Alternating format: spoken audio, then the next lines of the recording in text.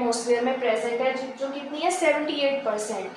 उसके बाद ऑक्सीजन जो है वो सेकेंड लार्जेस्ट गैस है, ठीक है, सेकेंड हमारे पास लार्जेस्ट गैस है कंपोजिशन में, जो कि कितनी है 21%, ठीक है। उसके बाद आर्गॉन गैस कितनी है 0.93%, CO2 कितनी है 0.03%। लेकिन अगर पोल्यूशन ज़्यादा हो जाए एटमॉस्फेयर में तो CO2 का जो लेवल है वो क्या हो जाता है, बहुत ज़्यादा एक्सीड कर जाता है। ट्रेस गैसेस भी मौजूद हैं हमारे एटमॉस्फेयर में, ठीक है, कुछ ट्रेस गैसेस हैं, ठीक है, वो 0.01% जो है वो प्रेजेंट है। और हमारे पास एटमॉस्फेयर में ना वाटर वेपर्स भी प्रेजेंट होते हैं, ठीक है।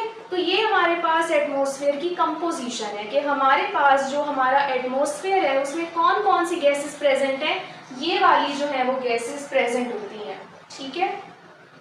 अब ये हमारे पास हो गई कंपोजिशन ऑफ एटमॉस्फेयर। नेक्स्ट हमारे पास आ जाती है लेयर्स ऑफ एटमॉस्फेयर। अब हमारे पास जो हमारा एटमॉस्फेयर है वो डिफरेंट टेम्परेचर जोन्स में डिवाइड किया गया है, ठीक है। तो उन टेम्परेचर जोन्स के हिसाब से हमारा जो एटमॉस्फेयर है वो 4 कैटेगरीज में डिवाइड किया गया है, ठीक है। आपको स्क्रीन पे भी शो हो रहा होगा कि हमारे पास जो हमारा एटमॉस्फेयर है वो 4 डिफरेंट कैटेगरीज में डिवाइड किया गया है अकॉर्डिंग टू द टेम्परेचर, ठीक है। तो फर्स्ट हमारे पास जो लेयर आती है एटमॉस्फेयर की वो है ट्रोपोस्फेयर, ठीक है।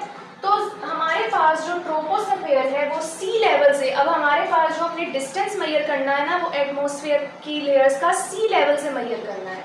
तो सी लेवल से हमारे पास जो ट्रोपोस्फेयर है उसका कितना डिस्टेंस है 0 से लेके 12 किलोमीटर तक, यानी कि अगर हम सी लेवल से 12 किलोमीटर तक ऊपर एटमॉस्फेयर की तरफ जाएंगे, आसमान की तरफ जाएंगे, तो हमारे पास 12 किलोमीटर तक ट्रोपोस्फेयर जो है वो फैली हुई है, ठीक है। इस वाली हमारे पास जो लेयर है इसमें टेम्परेचर जो है वो क्या होता है, लो होता है, ठीक है। और कितना होता है 17 डिग्री सेल्सियस से लेके 58 डिग्री सेल्सियस तक। ये टेम्परेचर क्या है, ये डिक्रीज यानी कम टेम्परेचर है इस लेयर में। उसके बाद इस लेयर के अंदर ना सबसे ज़्यादा कौन सी गैसेस प्रेजेंट होती हैं, नाइट्रोजन और ऑक्सीजन गैसेस, ठीक है।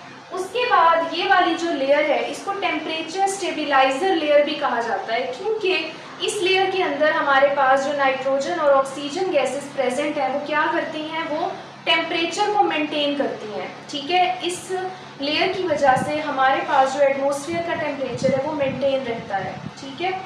नेक्स्ट हमारे पास अब आ जाती है स्ट्रेटोस्फेयर। स्ट्रेटोस्फेयर बेसिकली कौन सी लेयर है, सेकंड लेयर है जो ट्रोपोस्फेयर से ऊपर है। ये एक्सीड करती है 12 से 50 किलोमीटर तक, ठीक है। यानी हमारे पास जो हमारा आसमान है अगर हम 50 किलोमीटर अब